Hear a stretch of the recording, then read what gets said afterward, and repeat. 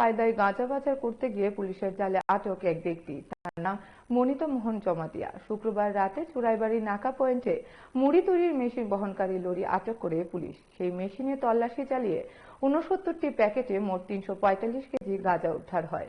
গাঁজাগুলি বহিরাজ্যের উদ্দেশ্যে নিয়ে যাওয়ার পরিকল্পনা করা হয়েছিল বলে খবর। উদ্ধারকৃত গাঁজার আনুমানিক বাজার মূল্য ১,৩,০০,০০০ টাকা হবে। অভিযুক্ত চালক মনিতা মোহন জমাতিয়ার বিরুদ্ধে মামলা নিয়ে তদন্ত শুরু করেছে পুলিশ।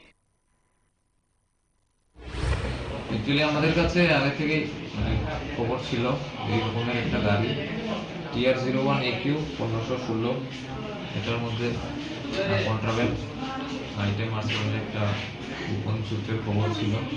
তো অ্যাকর্ডিংলি গাড়িটা নাকাতে আটকা পড়ে আমাদের চেকিং পার্টির কাছে।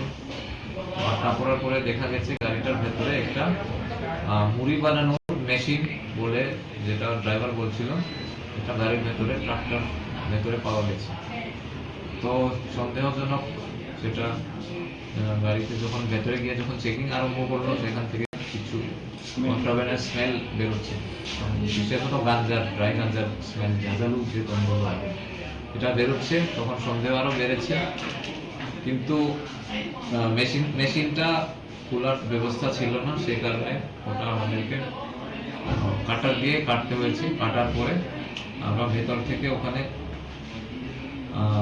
৩৪৫ কেজি শুকনো গাঞ্জা রিকভার, 69 প্যাকেটসে পেক করা ছিল সেলোফেন টেপ দিয়ে।